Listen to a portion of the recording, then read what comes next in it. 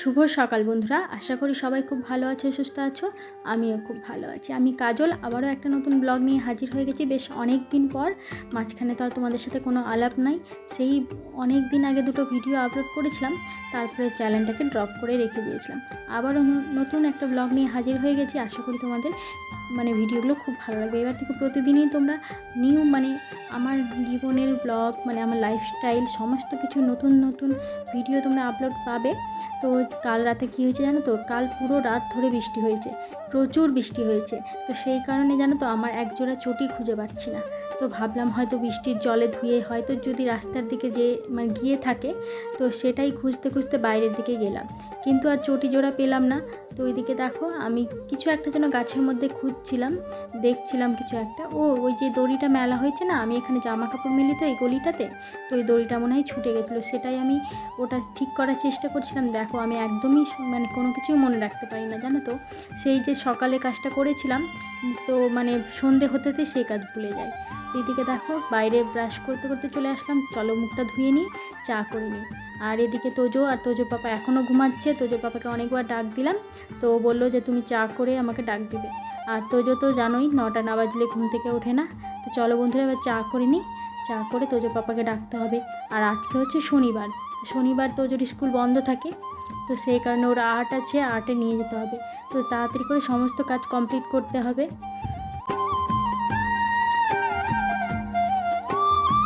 তো এই দেখো বন্ধুরা, চা করে নিয়ে চলে এসেছি চা খেতে, আর বাইরের দরজাটা লাগিয়ে দিয়েছি। না হলে জানো তো এই সময় সকালের দিকে প্রচণ্ড বাদর অত্যাচার করে, তো সেই কারণে দরজাটা লাগিয়ে দিয়েছি। আর এদিকে আমি একাই চা খেয়ে নিচ্ছি, আর তোজোর পাপা ঘরে আছে। তোজোর পাপাকে চা দিয়ে আসলাম, ও চা খাচ্ছে, কিন্তু ও বাইরে আসলো না। যেহেতু আমি ভিডিওটা অন করে রেখেছি, সেই কারণে ও ক্যামেরার সামনে খুব একটা আসতে চায় না। তো বাইরে ঘরের ভিতরেই থাকলো, বাইরে আসলো না। এদিকে আমি চা খেয়ে নিচ্ছি, তারপরে সকাল সকাল রান্নাটা বসিয়ে দেবো। যেহেতু বললামই আজকে শনিবার, তোজোকে আর্টে নিয়ে যেতে হবে। তো ওর আর্টের জানো তো এখনও রং করানো হয়নি, সেটা বসিয়ে আবার রঙগুলো করাতে হবে। তারপরে আমার রান্নাবান্না সেরে নিয়ে, আর যেহেতু আর্টের সময়টা না দুপুর 2টো থেকে হয়ে যাচ্ছে, 2টো থেকে 2:30 থেকে ছিল আগে, এখন জানো তো তারও আগে চলে আসছে। তো সেই কারণে যেন আমার অনেকটা অসুবিধা হয়ে যাচ্ছে। আর দুপুর 2টোর সময় মানুষ খাওয়া দাওয়া করে একটু ঘুম দেয়, আর আমি সেই সময় তোজোকে নিয়ে আর্টে যাই। রাস্তাঘাটও ফাঁকা হয়ে থাকে এই গরমের টাইমে, ভীষণ জানো তো ভয় লাগে। তো এর আগে ডেট চেঞ্জ করার অনেকবারই বলেছি, তো ওরও যেহেতু আরও অন্যান্য ব্যাচ ধরা আছে, তো সেই কারণে ডেটটা চেঞ্জ করতে পারলো না। তো চলো বন্ধুরা কাজে লেগে পড়ি আবার।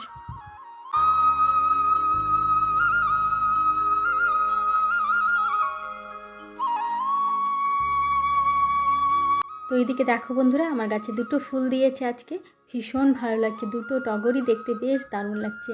আর কেমন যেন মনে হচ্ছে না যে আমরা এক বিনতে 2টি কুসুম, একদম সেই ছড়াটার মতো লাগছে। অসাধারণ লাগছে 2টো ফুল।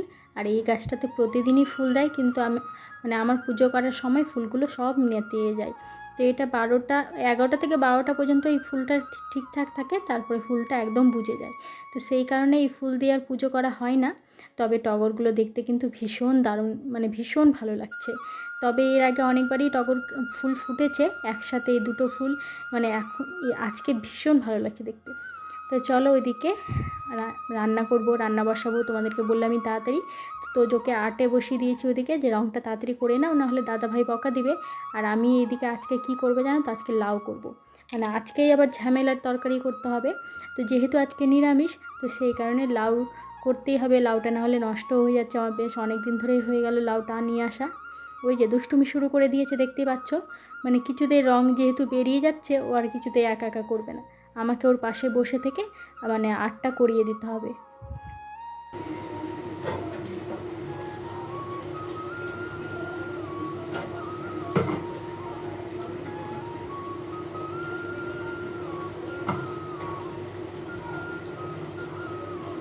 প্রতিদিন জানো তো এই রান্না করার পর ভাতের ফ্যান ঝরানোর সময় বাড়ির কথা মনে পড়ে, মায়ের কথা মনে পড়ে।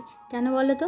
কারণ এই রান্না করার পর ভাতের ফ্যান জানো তো কোনো দিনও আমাকে ঝরাতে দিত না, নিজেই ঝরিয়ে নিত। আর এই ভাতের ফ্যান ঝরানোর সময় একবার প্রতিদিন না হলেও ওই টাইমটাতেই মায়ের কথা মনে পড়বে, যে মা থাকলে এটা করতে দিত না হয়তো।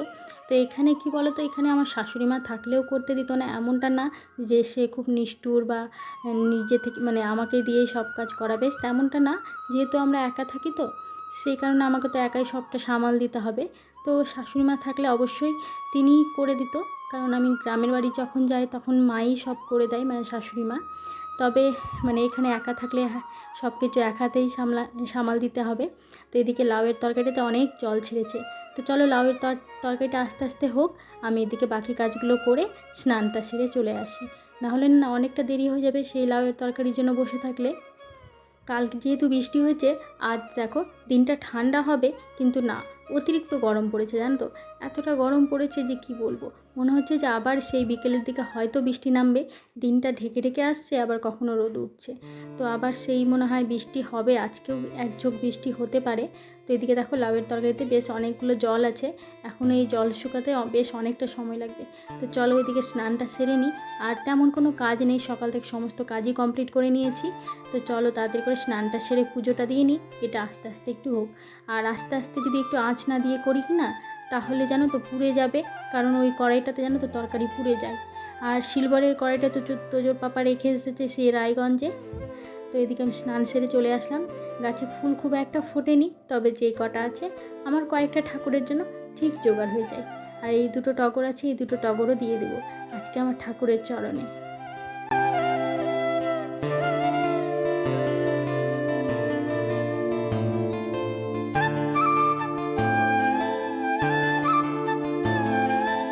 বৃহস্পতিবারের দিনটা একটু পুজো করতে সময় লাগলেও অন্যান্য দিন খুব একটা সময় লাগে না আমার পুজো করতে, যেহেতু আমার ঠাকুর খুব কম, ওই 4টে ঠাকুর আর সিংহাসনটাই শুধু বড়, কিন্তু ঠাকুর খুবই কম।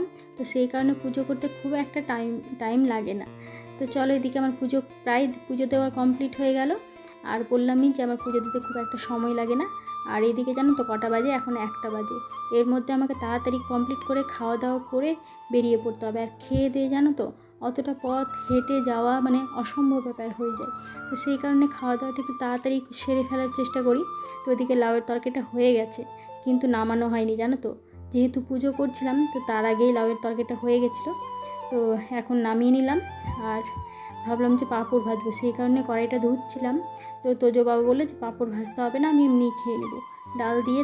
যেহেতু দেরি হয়ে গেছে তো ওকে তাড়াতাড়ি করে ডাল দিয়ে মাখিয়ে খাইয়ে দিলাম। আর একটা ডিম সিদ্ধ দিয়েছিলাম ওর জন্য, যেহেতু শনিবার আমরা নিরামিষ খাবো, কিন্তু ওর জন্য একটা ডিম সিদ্ধ দিয়েছিলাম। তো এদিকে আর পাঁপড় ভাজলাম না, ওর খাওয়ানো কমপ্লিট হয়ে গেছে। তো আমার খাওয়াটাও তাড়াতাড়ি করে বেড়ে নিলাম। তো আজকে রান্না হয়েছিল লাউয়ের তরকারি আর আলু কচু আর এই যে কলাইয়ের ডালের বড়ি দিয়ে তরকারি। আর ডাল করেছিলাম, তো ডালটা তোমাদেরকে দেখানো হয়নি, শুধু তোজোর জন্য আর তোজোর পাপার জন্য ডাল করেছিলাম। তো বন্ধুরা, তো এখন যাবো তোজোকে নিয়ে আর্টে, একদম রেডি হয়ে নিয়েছি। আর অনেকটা দেরি হয়ে গেছে জানো তো। আর দেরি হওয়ার জন্য কত বড় ক্ষতি হয়ে গেল তারা তোমাদেরকে দেখাই। এই যে দেখো হাত থেকে না সিঁদুরের গোটাটা পড়ে গেছে, মনটা খুব খচখচ করছে জানো তো। তো যাই হোক, ভগবানের কাছে সব ছেড়ে দিয়েছি, ভগবান যদি মানে ভগবান চাইলে সবই ভালো হবে। তো চলো এখন আর্টে যাই, ওখানে গেলে একটু মনটা ভালো লাগবে। ভাবলাম মানে মন খারাপের জন্য জানো তো ভাবলাম যে না থাক, যাবো না আজকে আর্টে, যেহেতু হাত থেকে সিঁদুরে করাটা তাড়াহুড়াতে পড়ে গেছে। তো ওইটা দিয়ে এখন মুছে রেখেছি। আর অনেকটা দেরি হয়ে গেছে, আর অনেক দিন ধরে তো যারা আর্টে যাওয়া হয়নি, 2 সপ্তাহ আর্টে যাওয়া হয়নি। এর আগের দিন ওদের ছাদ ঢালাইয়ের জন্য আর্টে যাওয়া হয়নি, আর তার আগে কিছু একটা ছিল মনে হয়, সেই কারণে যাওয়া হয়নি। তো আজকে যেতে হবে, আজকে বেতনও দিতে হবে, আজকে 11 তারিখ মনে হয় হয়ে গেল। তো চলো যাওয়া যাক, এসে তারপর তোমাদের সাথে কথা হবে। তো এইমাত্র আর্ট থেকে আসলাম, আর তোমাদেরকে একটা জিনিস দেখাই, দেখো বাইরে রোদও হচ্ছে, তার সাথে আবার বৃষ্টিও হচ্ছে। তো ভাবলাম জানো তো যে রোদ আছে, জামা কাপড়গুলো রেখে যাই। আর দেখো বৃষ্টি শুরু হয়ে গেছে, তো রোদ তোমরা দেখতে পাচ্ছ, তার সাথে বৃষ্টিও পড়ছে, মানে কি অবাক কাণ্ড ভাবো। তো সমস্ত জামা কাপড় আমার ভিজে গেল, যেহেতু রোদ দেখে জামা কাপড়গুলো রেখে গেছিলাম। তো চলো এখন একটু রেস্ট নেব, ঘুমাবো, যেহেতু এখন বাজে 3:30, আজকে একটু তাড়াতাড়ি ছুটি দিয়ে দিয়েছিল। তো রেস্ট নিয়ে চলে আসলাম সেই সন্ধ্যের দিকে, ঘুমিয়ে পড়েছিলাম জানো তো, যেহেতু বৃষ্টি হচ্ছিলো বাইরে, ঠান্ডা ঠান্ডা ওয়েদার, তো ঘুমিয়ে গেছিলাম। আর তোমাদেরকে তখন অনেক কথাই শেয়ার করলাম জানো তো, একটাও কিছু মনে পড়ছে না। তো সেই বৃষ্টি পড়ছিল, তো আওয়াজগুলো মিউট করতে হলো, এতটা বৃষ্টির আওয়াজ কি বলবো। তো এদিকে তোজোর পাপা ফোন করে বললো ও এখনও জানো তো আজ আসেনি, আর সেদিকে বাইরে বৃষ্টি পড়ছে। তো বললো যে মাংস নিয়ে এসে মাংস রান্না করবে। তো আমাদের এখানে বাজার বসে, তোমরা তো জানোই, ছোটো করে একটা বাজার বসে। তো সেখান থেকে মানে মাংসর দোকান প্রায় উঠেই যাচ্ছিলো, যেহেতু হালকা হালকা বৃষ্টি শুরু হয়ে গেছে আবার, মানে বিকেলের দিকে একটু কমেছিল, তারপরে আবার শুরু হয়েছে। তো মাংসর দোকান উঠেই যাচ্ছিলো, সেই ভ্যান থেকে নামিয়ে মানে থামিয়ে আবার মাংস নিয়ে এসে চলে আসলাম তোজোর পাপার জন্য রান্না করতে। ও জানো তো মাঝে মধ্যেই এরকম ফোন করে অর্ডার যে মাংস নিয়ে চলে আসবে, মানে আমি রাতে মাংস দিয়ে ভাত কিংবা রুটি, আজকে রুটির অর্ডার হয়েছে। আর বাইরে তোমাদেরকে দেখাই, এই যে দেখো বৃষ্টি পড়ছে, বুঝতে পারছো কতটা জোরে এখন বৃষ্টিটা চলে আসলো।